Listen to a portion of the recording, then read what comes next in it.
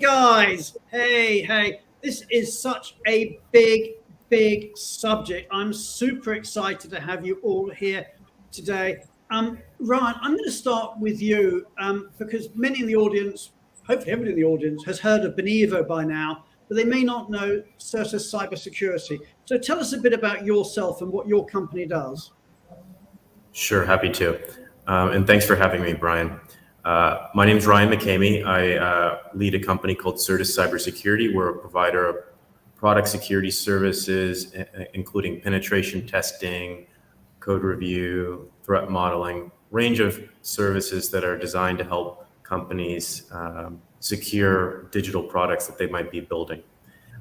We provide these services for both very large corporations and financial institutions, as well as fast-growing companies at smaller scales, and that's our business in a nutshell.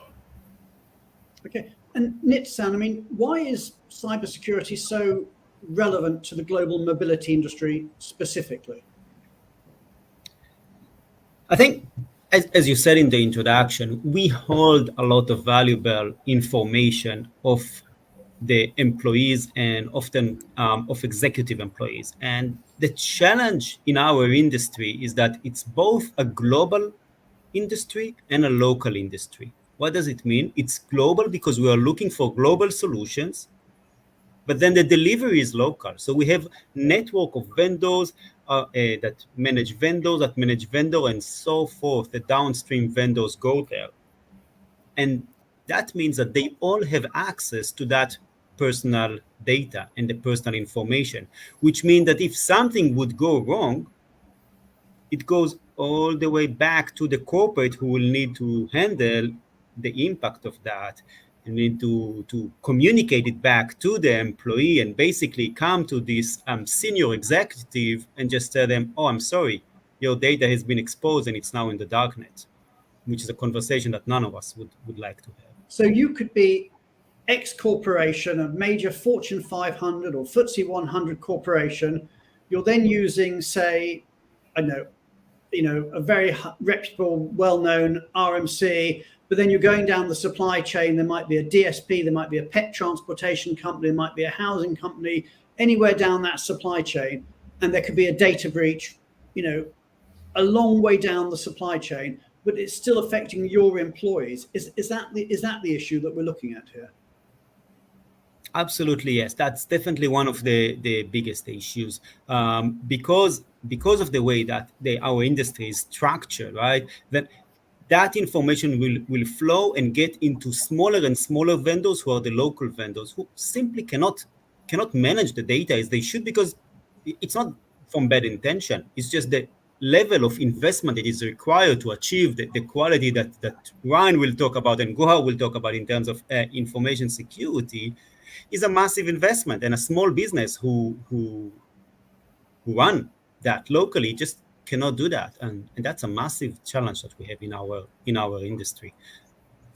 Okay, so Ryan, if I just turn to you, I mean, let's just maybe just define terms a little bit and make sure we understand what we're talking about, because we'll go dive into this over the next few weeks. But let's start at the top. What is cybersecurity? What is information security? And what is data privacy? What do these terms mean? Sure, Brian. So information security is really about protecting information and information systems from unauthorized access, disclosure, alteration, in order to provide confidentiality, availability, and integrity. And that's very important for businesses who need to protect as part of their mission and as part of their commercial objectives, need to be thinking about how to protect the privacy of customer data, the personally identifiable information of their employees or individual or customers, as well as intellectual property or source code that they might have. Those are all. That's broadly how I would define those topics. Okay, and Nitsan, as I understand it, we've actually launched a survey into cybersecurity. Do you want to tell us a bit about what we're doing? Yes, so we are doing a benchmarking survey, and that's open for corporate and for vendor to a little bit understand, and of course then communicate it back in the next show of what are the perceptions of cybersecurity in the industry. What's the impact? We've seen about 50 responses so far. We can already see about 40% of companies reporting they experienced a data breach in their supply chain, and some of the vendors kind of sharing a little bit their view on that. What's important? What's the impact? And I think that will give us, as an industry, a few tools to make sure we improve that, because that's really what we want to ensure. We want to help corporate improve their information security and cybersecurity, but also to help the vendors, because we all need to work on that as an ecosystem in order to deliver the value and really protect the data and make sure we protect the corporate and the employees. So I see that as a community effort, and hopefully with that survey we will be able to uncover some of the challenges and then work with Ryan and go our next show to kind of find solutions.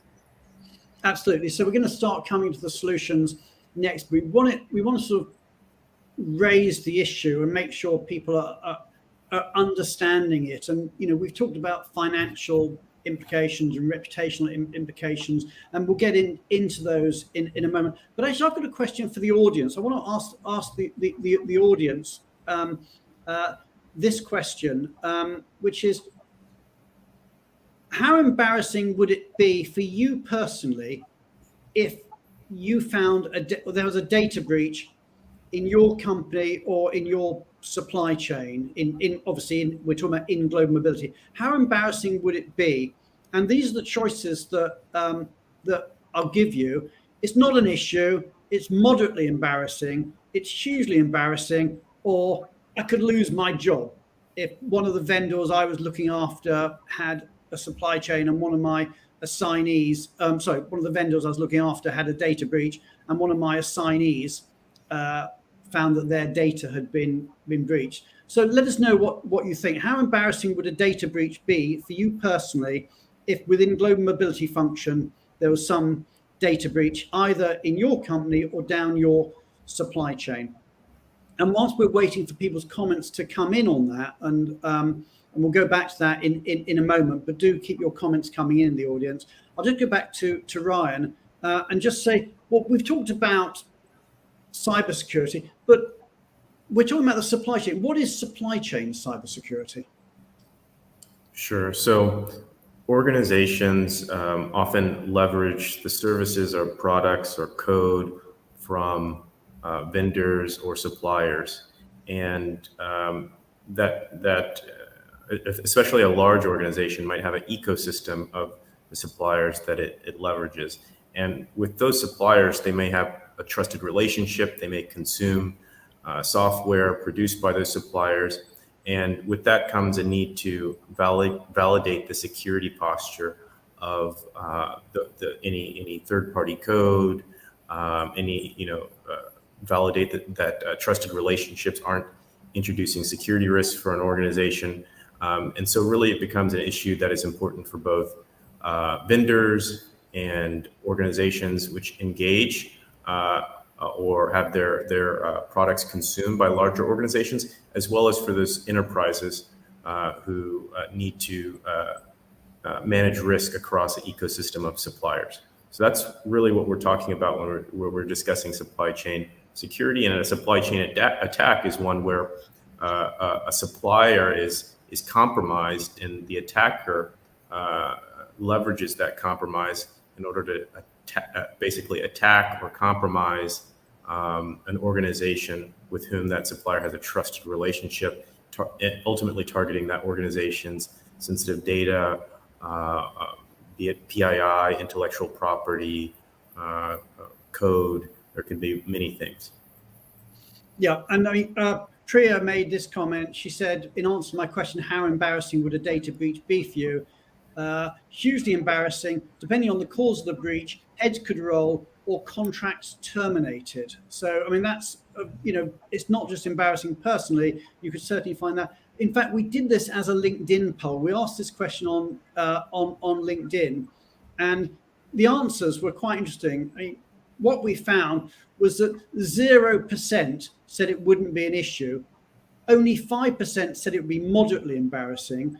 56% said it would be hugely embarrassing.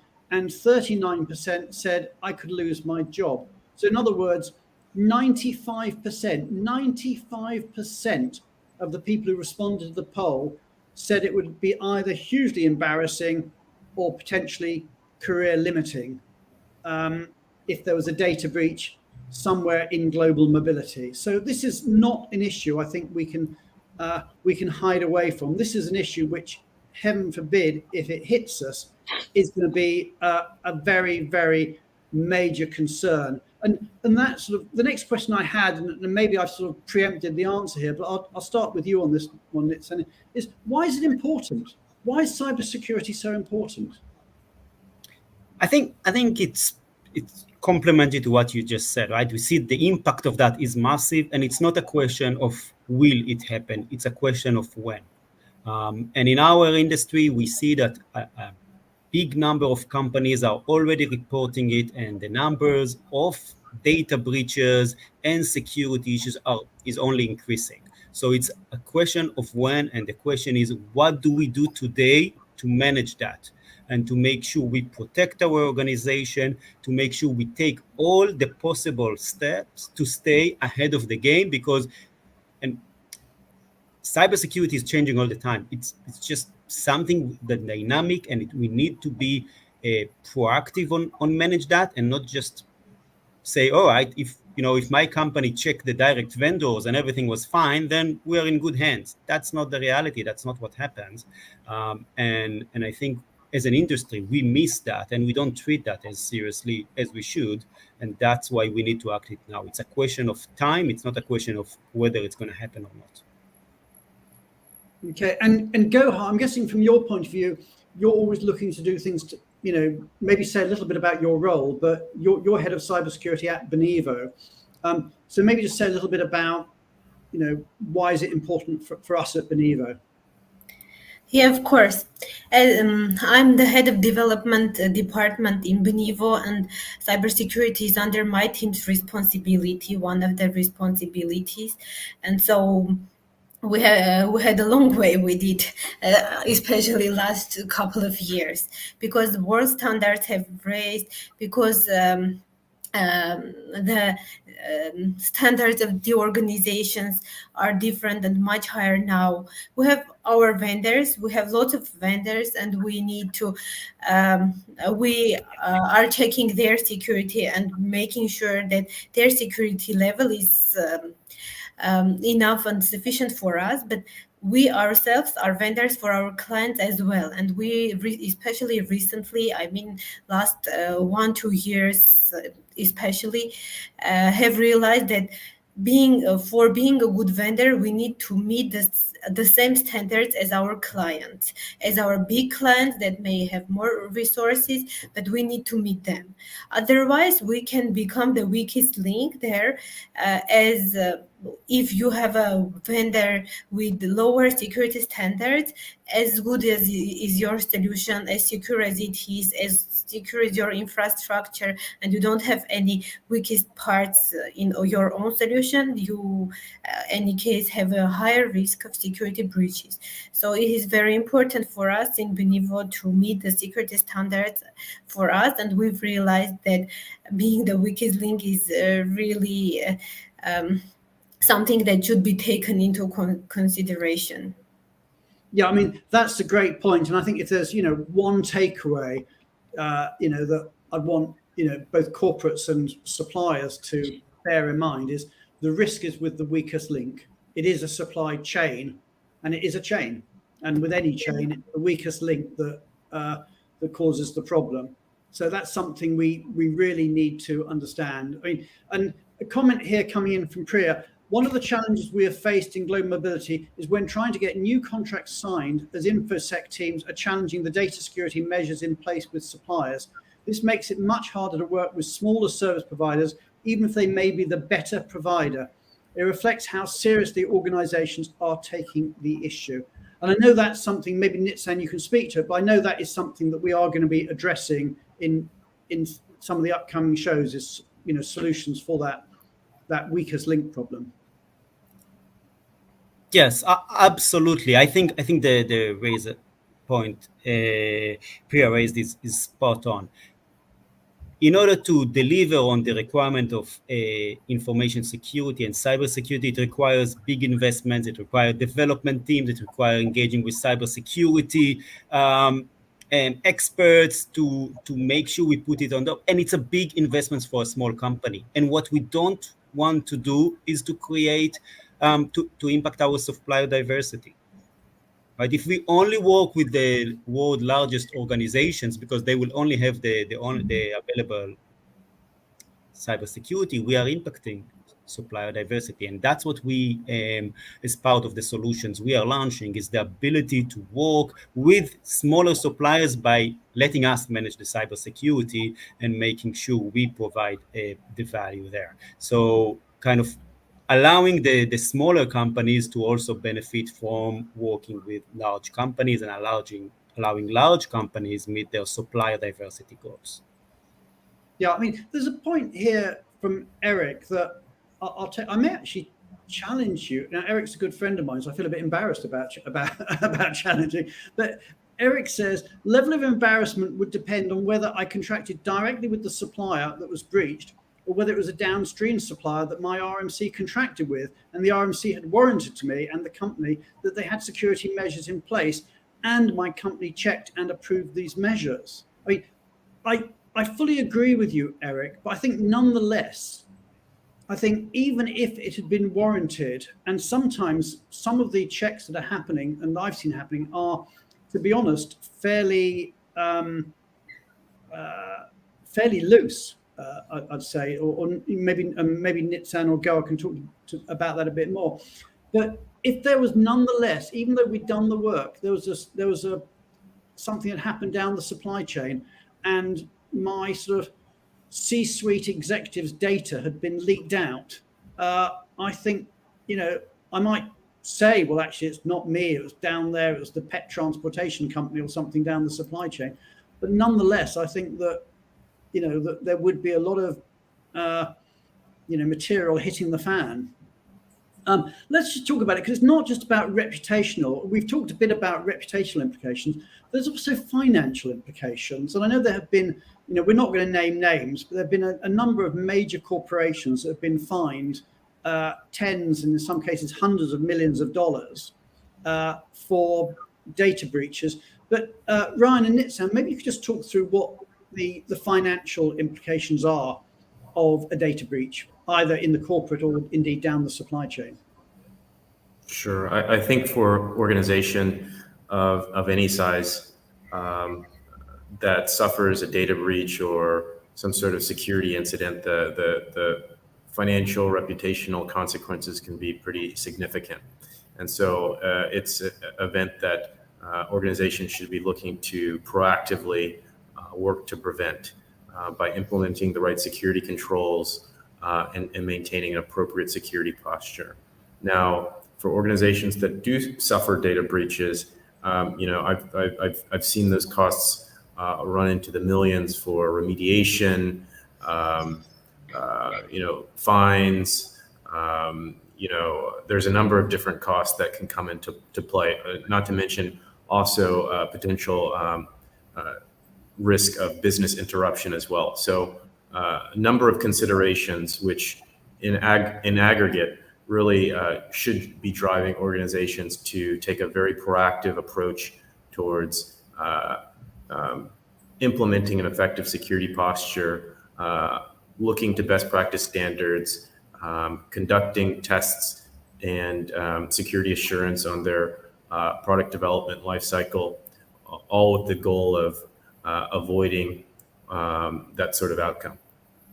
And even in our industry, again, we're not going to name names, but even in our industry, I've seen or heard or read reports of data breaches at accounting firms, mobility firms, household goods firms, technology firms. I mean, it has happened throughout our industry and much broader. But Nitzan, maybe you could just say a bit about the level of fines? I mean, what is the potential risk of fines? Yes, the risk is significant, right? This can get to a minimum of $20 million or 4% of global annual revenues. And there were already quite big and known fines that were applied for violation of cybersecurity and data privacy. That especially when the corporate didn't do everything that they could in order to avoid that. And we're talking about hundreds of millions of fines that created big financial challenges. Well, maybe for some of the organization, that's not that because of their size, but it's a meaningful number, and those fines haven't been applied. I think to address Eric's point, that's actually the problem in our industry. We think it's enough to assign someone else and they handle the problem for us. But actually, this will backfire because legally, not true that this will stand. There is a known case of a large airline company who claimed exactly the same, and the authorities said, still, that's your problem. You chose the vendors, the downstream vendor. It's all your responsibility, and hence they got the fine. And in addition, it's still the embarrassment coming back to the C-suite in the company and saying your information is on the darknet now because of a vendor who cares? So who cares what is the reason? It's important to solve those, and now there are solutions. And now that these solutions are available, it's time to make sure we take, as an industry, we take the action, all of us upgrading our information security to make sure we deliver on that. Okay, and I mean, Eric's made the point there that the risk is that it may just push you to using larger corporates, larger suppliers in your supply chain, where you think they can have their data security. The problem with that is you can't always do that. You're using people. Even the largest companies subcontract out to smaller companies down the supply chain, and we're going to be talking in a later show about a solution. But I don't know, and we do have a solution. But I don't know if there's anything you can say at this stage. Sandra Nitzan has said, we use a third-party security ratings company, and Sandra, I believe, is with New Compass, to assess supplier vulnerability and cyber hygiene. Some smaller or more remote suppliers are less sophisticated and sometimes don't meet our minimum requirements. Do you have any recommendations in this case? Sure. One thing that I would recommend is there's a best practice standard which is geared towards organizations of all sizes and contains minimum best practice standards for the security industry. And that's the CIS controls, our Center for Internet Security Controls. It's a very good framework which have seen adopted in both very large organizations as well as smaller organizations. And in fact, that framework contains guidance on how smaller organizations can implement it and how they can right-size the framework for their context and smaller scale.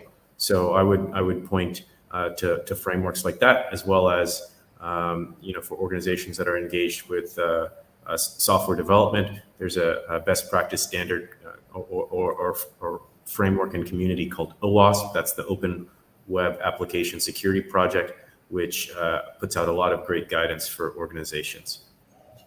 Okay, and a question's come in, and I'll push some of this towards you, Gohar. It said, what international certifications and standards does Benivo have to cover risk and cybersecurity issues? And maybe more broadly, if you could talk a bit about what we do with our own cybersecurity.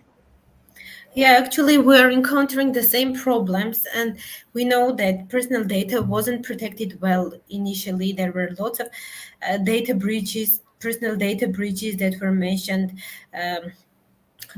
before during the discussion, and we've come with our solution. It's not a single solution, but a couple of features, best practices, guides, and this is a combination, all of them. And the main concept is that we are protecting our data from everyone.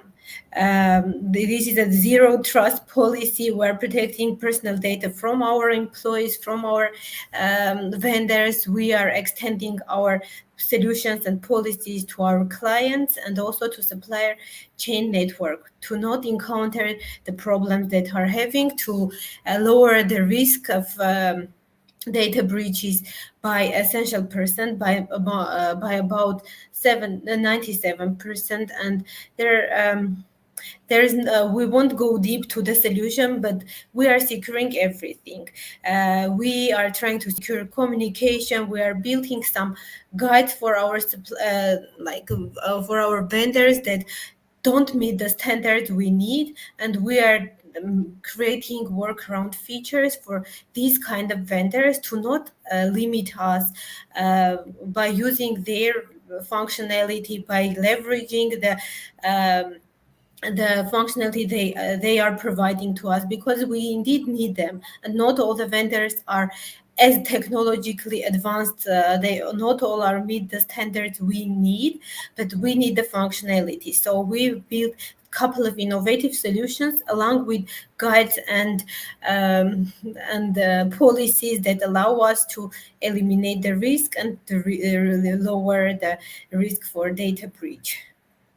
Okay, and Nitsa, I know we're going to be releasing a solution for the industry at some point over the next few weeks. I don't know if you can sort of just give us a general steer. I know we're going to be keeping it under wraps for the moment, but can you give us a few general thoughts on it? Yeah, I think echoing what Goa said, is a set of solution. It's not a one solution. It's looking into a few layers of protections, and we'll talk more on that concept of layer defense on the next show with Ryan and Goa. And what we take there is that approach, and we see how can we help the vendors, the suppliers, even the smallest one, to make sure they have a state-of-the-art cybersecurity as good as ours, which is the one that passes all the corporate checks and all the corporate due diligence. So bringing it to be best-in-class solution by leveraging our technology solution. So corporates can actually choose any vendor on the market, even smaller vendors, work with support supplier diversity, and solve that huge risk, as Goa said, reducing the impact of a data breach by 97%, something what we calculated with one of the corporates we work with on that, and in general, just protecting the data in a way that wasn't available before in our industry. So going back to what, in fact, Eric just posted, he says, much better to have a cybersecurity solution that would allow a company to work with anyone they wish. And that's exactly what we're working on and will be releasing very shortly. So, I mean, yeah, so lots of questions coming. I mean, maybe actually I'll just ask you, what exactly is a data breach? I mean, Ryan, maybe just talk about exactly what a data breach is and why people do it, and let's just understand what's going on. Sure. The data breach is a security incident which results in the basically disclosure or a compromise of sensitive information, be it personally identifiable information, be it intellectual property or other sensitive information that an adversary is able to walk off with or obtain unauthorized access to. Okay, and why are companies doing it? Or is it companies? Why are hackers doing it? Sure, I think attackers have a number of different motivations. Some of those motivations might be financial. There could be individuals who are disgruntled employees who are insider threat. There's what's called hacktivists who hack for political purposes against international organizations. There's kind of myriad rationales for why individuals seek access to information by hacking. Okay, the question that's come through there is, how difficult is it for you to track the source? Sure, I mean, I think it depends on the circumstance. but attribution is sometimes difficult. In the aftermath of a security incident or breach, I think the focus should be less on attribution and more on understanding what was the root cause in terms of where did the organization's security defenses fall short, and how can the organization shore up those defenses to prevent a similar attack in the future. And one issue that, as we sort of move into our last sort of 6 or 7 minutes, I want to get to into maybe our last area, is that we've talked about managing security, and many companies who are managing data security, they might send out an annual questionnaire or something. But I think one of the things you were saying to me when we were chatting earlier, Gohar, is that managing security is not an annual issue. It's something that should be done daily. So I wonder if you just talk about what daily testing looks like for managing cybersecurity risk. Actually, I will start from the beginning, Brian, because what we've done previously was GDPR was introduced. So we've meet the GDPR requirements so that we're compliant with it. Later, we've made an ISO 27001 certification with making sure that our security standards and our policies are high enough to meet the World Organization standards. We were doing regular penetration testing, security code reviews, and fixes as their feedback regularly. But at some point, we've realized that it is not enough to do security reviews and to work on security periodically. It should be done every day. It should become part of our daily work and part of the mindset. Security shouldn't be added at the end, but should be designed from the beginning for all the features, for all the tools that are built. Security should be built in, and that is how it should be part of our daily work and our mindset. Okay, and I mean, you've used that phrase penetration testing. Explain to anybody that doesn't know, what exactly is penetration testing? Penetration testing is an authorized imitation of attack on your system so that you can know your weakest points, potential security issues in advance, and you have the ability to fix them before being hacked. Okay. It's like an imitation of hacking. Okay, so it's like hacking yourself, is it? Yes, something like that. Yeah. Okay. And I mean, in terms of what can organizations do to improve their cybersecurity? And that organization might be a corporate, or indeed it might be somebody down the supply chain. What can people do to improve their cybersecurity? I mean, Ryan, do you want to sort of address that one? Sure. I think Gohar hit on some of the key activities and focus areas that organizations should have. I think it starts with having the appropriate policies, which set out how the organization should treat and protect sensitive information, and then putting in place the processes and controls in order to ensure the enforcement of those policies across the organization with the appropriate coverage, tooling, and procedures, including the ones that Gohar mentioned, be it penetration testing, code reviews, all those activities that are geared into the product development lifecycle, as well as ensuring appropriate identity and access management, endpoint security, range of activities. I would encourage anyone who's curious about what they should be doing to refer to any of those best practice standards mentioned previously, including the CIS controls or other industry standard guidance to help organizations improve their security posture. Okay, well, as we finish up the show, I'd like to bring on to join us our previous guests, Julie Onslow-Cole and Anna Musalva. But also I'd like to bring on our producer. We've got a new producer who's joined Benivo, and this is going to be her first time actually on screen. So let's bring Tali, or Dr. Tali Gorin, on to the screen. And welcome to Benivo, Tali. You've been doing an amazing job backstage, and it's great to have you on the team. I know you've got a fascinating career story yourself, and I'm sure we'll get you one day on the show to be talking about your own career. How many countries have you lived in and worked in, Tali? Oh, you should have warned me ahead of time. Those surprises are good. Yeah, that's more than 15 for sure.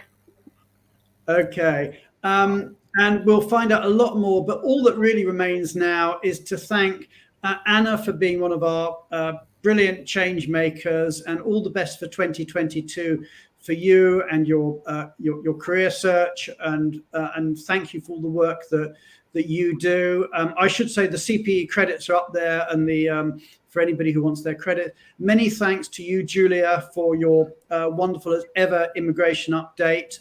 We look forward to hearing more next week, and no doubt we will know what has happened with that, with Djokovic and that particular case. We'll know a lot more by next week. But that's one that I think everybody in our industry is watching with a professional eye. And of course, many thanks to Nitsan, to Ryan, and to Gohar to joining us on this show. We're going to be back, remember, next week when we've got the big reveal part 2, when we're going to say who is the person who had the most nominations, who topped the poll as the most admired global mobility professional in the world. So do make sure that you join us next week. And then the week after, we've got Cybersecurity part 2, when we're going to be talking about solutions. So this week we're identifying problems, and next week we're going to start identifying the solution. So thank you, everybody. Thank you to the audience. And all that it remains for me to do is say goodbye to everybody. Take care and have a good week. Bye. Bye-bye. Thank you.